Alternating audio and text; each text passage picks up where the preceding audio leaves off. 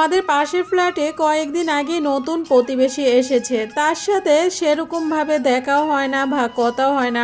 আমি তো রুম থেকে বেশি একটা বের হই না, আমার সারাদিন অনেক কাজকর্ম করতে হয়, বাচ্চা কাচ্চা আছে, আবার পেজ চালাই, তার জন্য তার সাথে ওইরকম ভাবে আমার দেখাও হয় না বা কথাও হয় না। বাচ্চাকে নিয়ে মাঝে মাঝে ছাদে যেতাম, তখন তার সাথে দেখতাম তার বাচ্চাকে নিয়ে ছাদে যেত, আমি আমার বাচ্চাকে নিয়ে যাইতাম, ভাত নিয়ে যাইতাম, ওকে খাওয়াতাম। ও আবার ঘরের ভিতরে খেতে চায় না, এই জন্য আমি ছাদে গিয়ে ওকে খাওয়াতে হয়, এটা সেটা দেখাতে হয়। সেই সময় তার সাথে টুকটাক কথাবার্তা হতো। সে আমার কাছে আসছে ওয়াইফাই পাসওয়ার্ড নেওয়ার জন্য 2 দিন আগে। তো আমি তাকে ওয়াইফাই পাসওয়ার্ডটা দিতে পারতেছিলাম না, কারণ আমার পাসওয়ার্ডটা ভুলে গেছি। আমার হাজবেন্ডের মনে আছে, কল দিতেছে, সেও কলটা ধরতে পারতেছে না, সে হয়তো কাজে ব্যস্ত আছে। তো আমি কি করলাম, স্ক্রিন দিয়ে তাকে পাসওয়ার্ডটা দিয়ে দিলাম। তাকে আমি ফেরাই নাই, যে পাসওয়ার্ডটা নাই এটা সেটা বলে তাকে ফেরাই নাই। তারপর ভাবিটাকে পাসওয়ার্ড দিতে পারি না, কিন্তু স্ক্রিন দিয়ে দিছি। কিন্তু ভাবি আমাকে বলতেছে, ভাবি আপনার থেকে তো ওয়াইফাই নিয়েছি, তো ওয়াইফাই এর জন্য আপনাকে কত করে টাকা দিব মাসে? পরে আমি বললাম যে আমাকে কোনো টাকা দিতে হবে না আপু,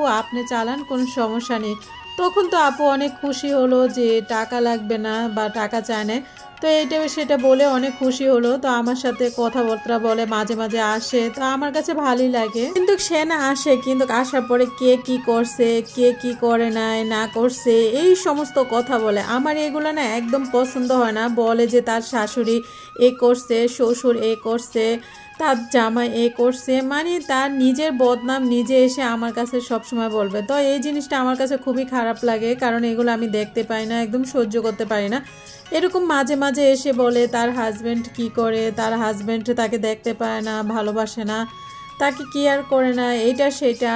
তো এইভাবে নানা ধরনের কথা আমার কাছে এসে বলে। তার শাশুড়ি আসলে মানে অনেক ঝালায় ডিস্টার্ব করে, তার শাশুড়ি আসলে ঠিক মতো খাইতে পারে না, ঠিক মতো ঘুমাতে পারে না, সারাদিন কাজ করতে হয়, এগুলো নিয়ে নানা রকমের কথা আমার সাথে এসে প্রায় সময় বলে। কিন্তু আমার এই কথাগুলো না একদম ভালো লাগে না, অনেক বিরক্তকর লাগে। নিজের কথাগুলা এসে আমার কাছে বলে, তো এই কথাগুলো কিন্তু ঠিক না, এই কথাগুলা গিবদি বলা হয়। তো আজকে সকালের ঘটনা, ভাবি আসছে, এসে আমাকে বলতেছে, ভাবি জানেন আজকে কি হয়েছে?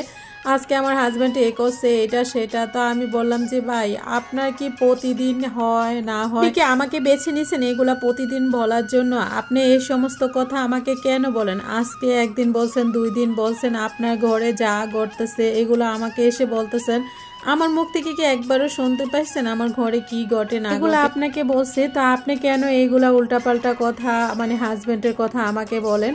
খবরদার এগুলা আমাকে এসে আর বলবেন না, অন্তত আমার কাছে আসবেন না। ও মা, আমি এটা বলার পরে ভাবি তো মুখ পুরা চেঞ্জ। কি আমি গিবত করি এইটা সেটা আমাকে বলতেছে, মনে মনে বলতেছে। আমার তো ভয় ধরে গেছে, আল্লাহ কেমন মানুষে পাল্লা